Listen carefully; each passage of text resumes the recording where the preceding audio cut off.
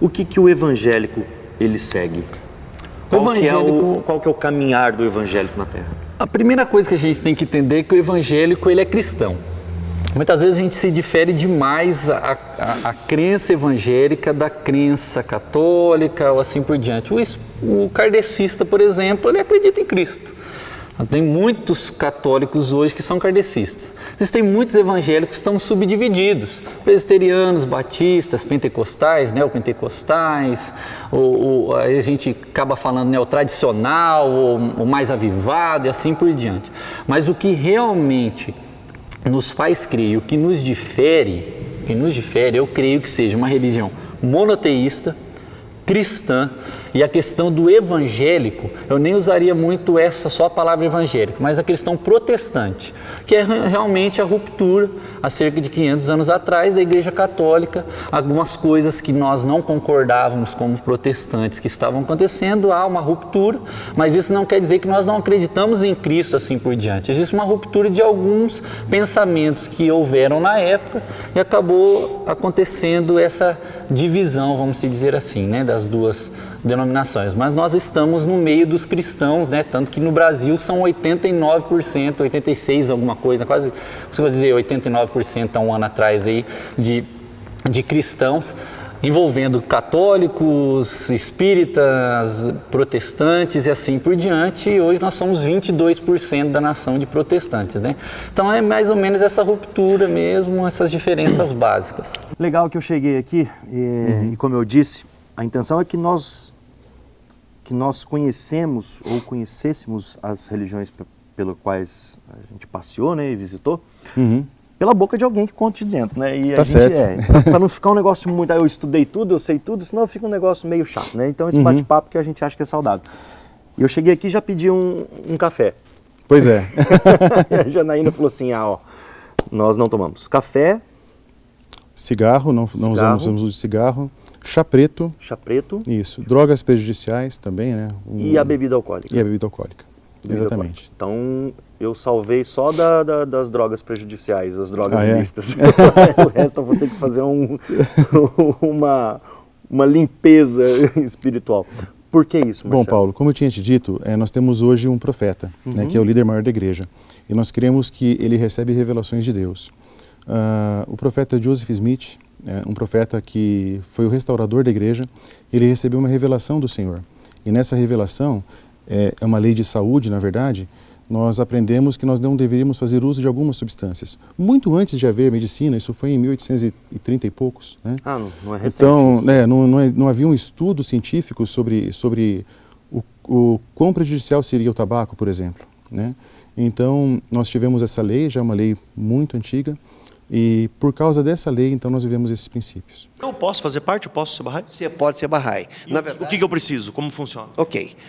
Na fé Bahá'í, nós só temos uma injunção. Todos podem ser Bahá'í, todos podem frequentar a sede Bahá'í. Nós temos, inclusive, ali uma placa ali fora, depois você vai ver, que nós temos uma reunião de oração aqui todo domingo às 9 horas. E está dizendo ali, todos são bem-vindos.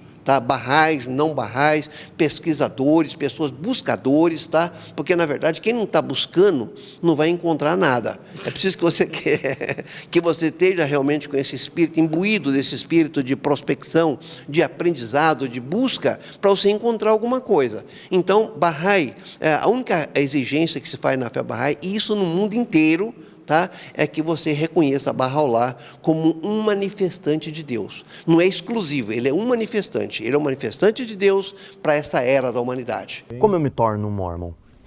É muito simples. Você precisa apenas conhecer as mensagens missionárias, dos missionários. Então nós temos missionários, são aqueles rapazes que andam de camisa branca, gravata e plaqueta preta pelo mundo todo. Nós temos as irmãs missionárias também, que elas usam saias mais coloridas, elas têm uma vestimenta mais atípica e usam plaqueta também. Então, é só preciso ouvir as mensagens que eles têm, aceitar os ensinamentos que são dados, que são basicamente aquilo que Cristo ensinou, e é isso. Então, quando eu me torno evangélico, é quando eu creio em Cristo Jesus e eu resolvo ser protestante. Ao invés de ser apostólico romano, ao invés de ser ortodoxo, eu resolvo ser protestante. Vocês enfrentam preconceito, Marcelo? já enfrentamos muito preconceito, né? E ainda enfrentamos. Na verdade, eu vejo que muitas religiões sofrem preconceito ainda. Ainda são os Ainda religiosos, a pessoa que... Eu sinto isso também. Não na pele, mas eu vejo. Às vezes até sou um pouco preconceituoso.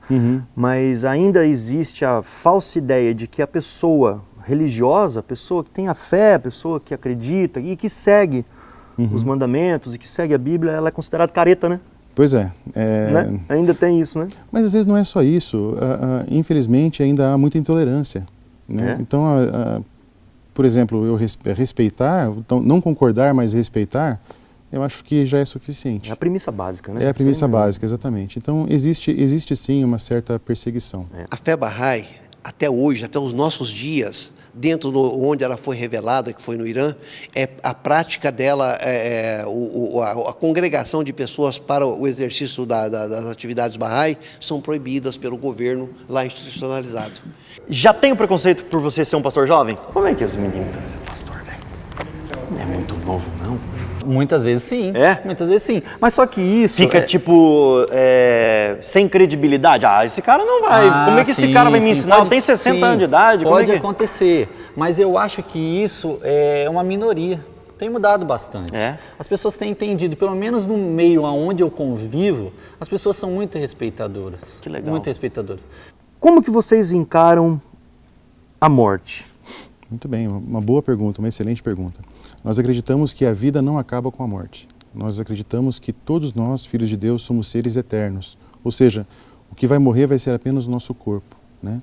Acreditamos que todos nós seremos ressuscitados um dia e seremos levados para julgamento perante Deus, né? Então, nossas obras vão contar para onde nós vamos, né? Maneira com que a gente vive, né? Exatamente, exatamente. Nosso entendimento é tão expressivo do outro mundo quanto a criança do útero materno entende desse mundo aqui. Mas vocês... Nós sabemos que essas qualidades, esses atributos, eu diria ser fidedignidade, bondade, honestidade, brandura, assistência ao outro, tá? Então isso vai adquirir uma densidade tão além daquilo que é a importância dela aqui na Terra, que eu ouso dizer para você que nós aqui na Terra estamos passando por um estado de prenhez. Nós vamos nascer no momento em que nós nos desvencilharmos dessas vestes físicas e ascendermos ao mundo espiritual, que, na verdade, todas as religiões também falam que lá é o mundo da verdade. Aqui nós estamos vivendo uma sombra fugaz que realmente é passageira. Nós cremos que existe uma só vida. A religião cristã não acredita basicamente na questão de reencarnação, esse tipo de situação. Nós temos Mas não acaba com a morte. Não, eu brinco com o pessoal que nós somos super-heróis, né? Vamos dizer assim, que os super-heróis da Marvel que passa na TV aí, o Wolverine, por exemplo, assim, o cara leva um tiro, mas daqui a pouco a bala sai e ele continua vivo, né? Nós só encaramos com a morte como realmente um tempo a qual o Senhor preparou para nós, assim como Ele preparou desde o começo, do início de todos os tempos, para a humanidade, e a criação para que nós sejamos relacionais, tanto com as pessoas quanto com Deus.